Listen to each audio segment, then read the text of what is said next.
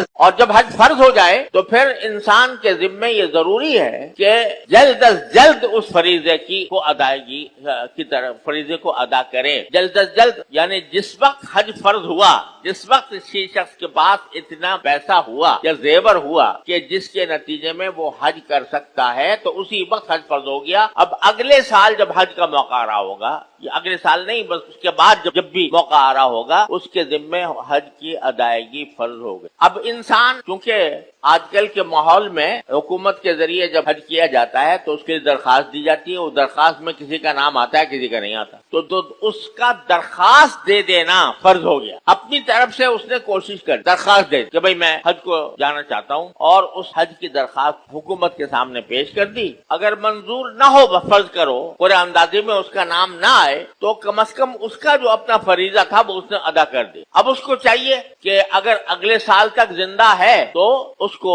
اگلے سال دوبارہ کوشش کرے. اور اگر کسی انسان کا کوئی بھروسہ نہیں ہوتا کہ بھئی اگلے سال تک میں زندہ رہوں گا نہیں رہوں گا، لہذا اس کو چاہیے کہ وہ وصیت کر لکھے، وصیت لکھ کے جائے کہ میرے ذمے حج فرض ہے، میں نے درخواست دی تھی لیکن درخواست منظور نہیں ہوئی، لہذا میں حج کو نہیں جا سکا، لیکن میرے ذمے حج فرض ہے. لہذا اگر میں اگلے سال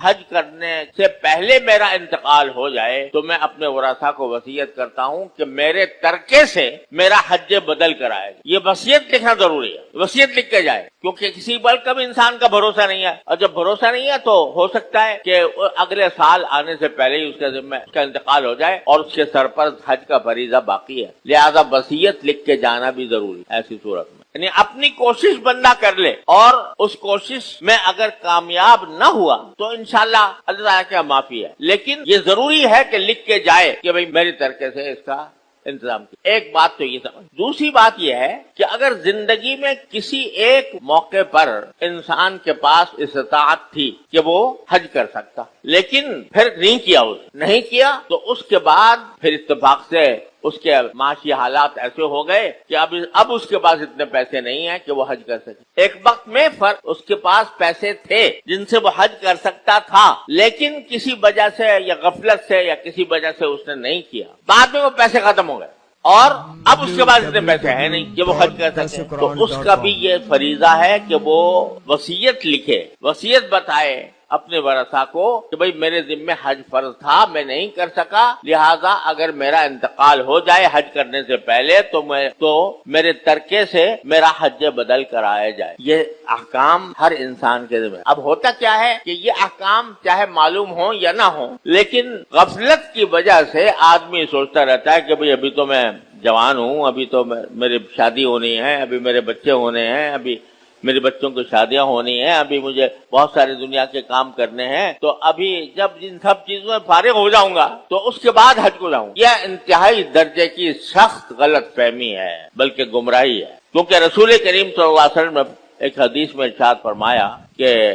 اگر کسی شخص کو حج سے روکنے والی کوئی ایسی چیز نہ ہو جو اس کی ظاہری حاجت ہے، یا کسی حکومت نے اس کو نہیں روکا ہے، اور کوئی بیماری بھی نہیں ہے، اور وہ حج نہ کرے، حج فرض ہو گیا اور حج کے راستے میں کوئی رکاوٹ بھی نہیں ہے، نہ حکومت کی طرف سے، نہ عام لوگوں کی طرف سے، اور نہ کوئی بیماری ہے، اور وہ اسی حالت میں اگر مر گیا فَلْيَمُتْ إِنْ شَاءَ يَهُودِيًّا أَوْ إِنْ شَاءَ نَصْرَانِيًّا. یہ الفاظ ہے کہ جو شخص اس حالت میں حج کے بغیر مر جائے تو چاہے اللہ کو کچھ پرواہ نہیں ہے، وہ یہودی بن کے مرا یا نصرانی بن کے مرا. اتنی سخت وعید نبی کریم صلی اللہ علیہ وسلم نے ارشاد فرمایا. لہذا یہ اپنے منصوبوں کو جو تم نے بنا رکھے ہیں کہ بھئی پہلے شادیاں ہوں گی اور پھر مکان بنے گا اور فلاں کام ہوں گے، تب اس کے بعد کہیں حج کو جائیں گے، یہ انتہا درجے کی گمراہی کی بات.